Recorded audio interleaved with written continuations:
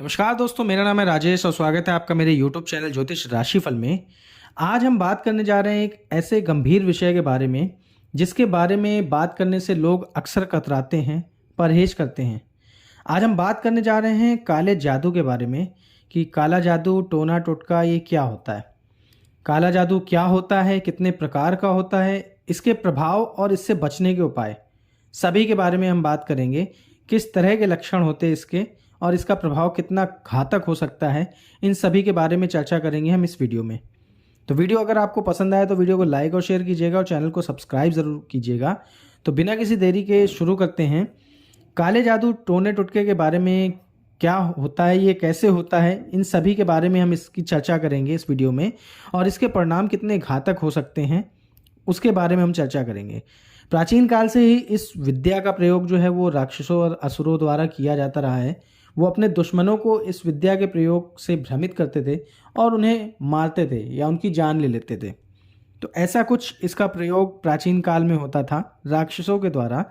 बाकी काला जादू होता क्या है और इसके लक्षण क्या होते हैं, तो एक उदाहरण से समझते हैं काले जादू के बारे में कि एक अच्छा खासा परिवार है जिसमें सब कुछ अच्छा चल रहा है, परिवार में खुशियां हैं, धन अच्छा आ रहा है, नौकरी अच्छी चल रही है, नौकरी में प्रमोशन मिल रहे हैं, व्यापार अच्छा चल रहा है, पति पत्नी के बीच में अच्छा तालमेल है। पर अचानक से ही सब खराब होने लग जाए, घर में बात बात पर झगड़े होने लग जाए, घर में धनहानि होने लग जाए, घर के लोगों के साथ अचानक दुर्घटनाएं होने लग जाएं, वो बीमार पड़ने लग जाएं, अचानक आपकी नौकरी में समस्याएं आने लग जाएं, अच्छा काम करने के बाद भी आपका प्रमोशन रुक जाता है या व्यापार में धीरे धीरे आपका घाटा शुरू हो जाए, तो समझ जाइए कि आप कहीं ना कहीं से इस काले जादू की चपेट में आ रहे हैं। और अगर जल्दी आप इसका समाधान नहीं करते हैं तो स्थिति आपके लिए और भी भयानक हो सकती है और इन चीज़ों के होने के पीछे आपको कोई लॉजिक भी समझ नहीं आएगा कि आपको ये नुकसान क्यों हो रहा है, आपके साथ ही इतना गलत क्यों हो रहा है। इनका कोई लॉजिक आपको समझ में नहीं आएगा। अभी तक हम बात कर रहे थे काले जादू की, पर काले जादू भी कई अलग अलग तरह के होते हैं, इनके अंदर भी कई तरह की क्रियाएं होती हैं। तो काले जादू में मुख्यतः अगर बात करें तो 4 तरह की क्रियाओं का प्रयोग होता है। इन सभी के बारे में हम समझेंगे आज। तो पहली होती है बंधन क्रिया, दूसरी होती है मारण क्रिया, तीसरी होती है उच्चाटन क्रिया और चौथी होती है मुटकरनी क्रिया। तो बारी बारी से हम इनके बारे में समझेंगे आगे इस वीडियो में।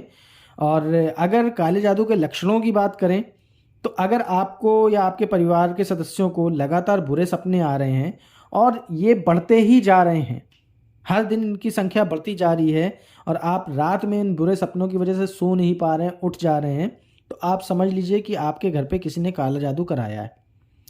बाकी घर में बहुत ज़्यादा बदबू आ रही है जिसका कारण आपको समझ में नहीं आ रहा है। कई बार आपने कोशिश की जानने की पर आपको समझ नहीं आया कि ये बदबू कहाँ से आ रही है। तो भी ऐसा हो सकता है कि आपके घर के ऊपर किसी ने काला जादू कराया है।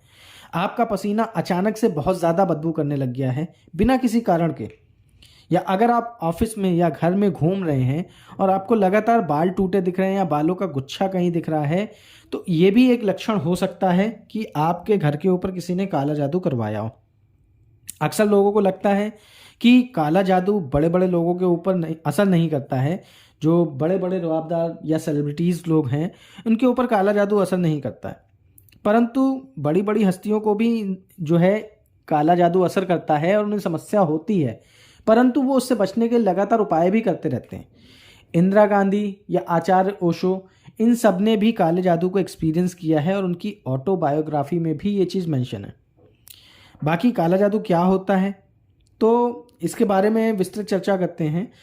ईश्वर ने आपकी ज़िंदगी में कुछ कष्ट लिखे हैं, कुछ दुख लिखे हैं, कुछ सुख भी लिखे हैं और कुछ खुशियां भी लिखी हैं, लेकिन समय से पहले आपको काले जादू के प्रभाव से आपकी ज़िंदगी को में जो है कष्टों को बढ़ा दिया जाए, आपकी ज़िंदगी को बर्बाद करना ही काला जादू कहलाता है।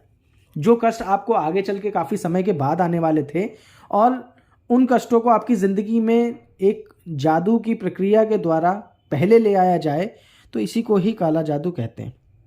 ये अक्सर वही लोग करते हैं जो आपसे जलते हैं या आपकी तरक्की से जलते हैं। इसी वजह से लोग अपनी तरक्की छुपाना आजकल पसंद करते हैं।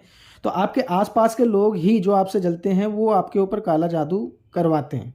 समय सीमा के पार जाके आपके ऊपर काले जादू का प्रयोग करते हैं और आपके कष्टों को बढ़ा देते हैं। तो ये आपके आसपास के लोग जो होते हैं वही आपके ऊपर कराते हैं। आमतौर पर ये सब जो है काला जादू आपके आसपास के रहने वाले लोग आपकी ही चीज़ों का प्रयोग करके, जैसे आपके नाखून, आपके बाल या आपके वस्त्रों का प्रयोग करके, पहने हुए वस्त्रों का प्रयोग करके काले जादू का जो है आपके ऊपर असर डालते हैं। चलिए अब बात करते हैं काले जादू की उन क्रियाओं के बारे में जिनका प्रयोग काले जादू में होता है, जिसकी हमने पहले बात की थी। तो सबसे पहली आती है बंधन क्रिया। ये एक ऐसी क्रिया है जिसमें किसी के व्यापार, नौकरी या विवाह को बांध दिया जाता है। एक व्यक्ति जो हर चीज़ से अच्छा है, उसकी आदतें अच्छी हैं, अच्छा कमाता है, दिखता भी अच्छा है, परंतु किसी ना किसी कारणवश उसका जो है विवाह नहीं हो पा रहा है। अच्छे रिश्ते आते हैं पर बात आगे नहीं बढ़ती है। बात आगे बढ़ती तो अचानक से जो है संबंध विच्छेद हो जाता है या कोई ना कोई बाधा आ जाती जिसकी वजह से उसका विवाह नहीं हो पाता है। तो इसे बंधन क्रिया कहते हैं। आपका व्यापार जो बहुत अच्छा चल रहा था, जिस व्यापार की वजह से आपका घर अच्छा खासा बना, आप लाखों करोड़ों में कमा रहे थे, पर अचानक से आपकी इनकम जो है एकदम से ख़त्म हो जाती है। ऐसा बंधन क्रिया के कारण ही होता है। किसी ने आपके व्यापार के ऊपर या आपके घर के ऊपर बंदिश लगा दी होती है जिसकी वजह से आप अपने जीवन में तरक्की ना कर पाए। दूसरी होती है मारण क्रिया। ये बहुत ही घातक और ख़तरनाक क्रिया होती है और ये किसी व्यक्ति की जान भी ले सकती है। इसमें आपके स्वरूप को किसी चीज़ में बनाकर उसमें सुई चुभाकर आपके शरीर के उस अंग को कष्ट पहुंचाया जाता है या उस अंग को बेकार कर दिया जाता है। तो ये मारण क्रिया होती है जो कि सबसे खतरनाक होती है। तीसरी होती है उच्चाटन क्रिया।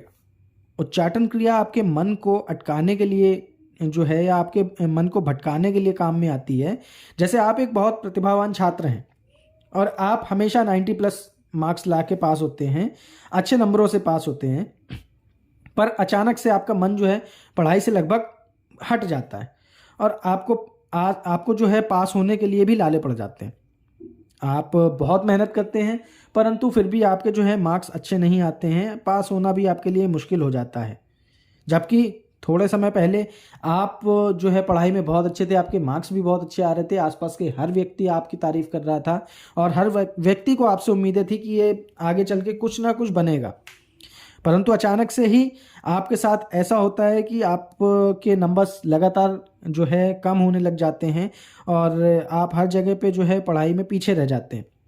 तो ऐसा होता है उच्चाटन क्रिया के कारण। बाकी तीसरी है मुटकरनी क्रिया। इस क्रिया को हम चौथी है मुटकरनी क्रिया। इस क्रिया को वशीकरण के नाम से भी जाना जाता है।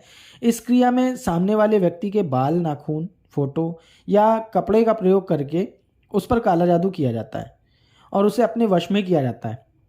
ऐसे लोग ज़्यादातर बंगाल, उत्तराखंड, हिमाचल ऐसी जगहों पे ज़्यादा रहते हैं ये काला जादू करने वाले लोग, पर आजकल ये हर शहर में मिलने लगे हैं धीरे धीरे।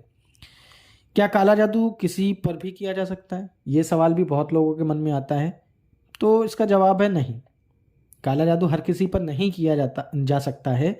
जिन लोगों की कुंडली में चंद्रमा की स्थिति बहुत ख़राब होती है और आप बहुत ज़्यादा इमोशनल हैं, उनके ऊपर काला जादू बहुत आसानी से किया जा सकता है। या अगर आपकी कुंडली में राहु 8वें भाव में है या आपकी कुंडली में शनि बहुत कमज़ोर है, तब भी आपके ऊपर काला जादू करना बहुत आसान होता है। अब अगर काला जादू हो गया है तो उससे कैसे बचें, ये भी आपके सवाल जो है मन में आ रहा होगा।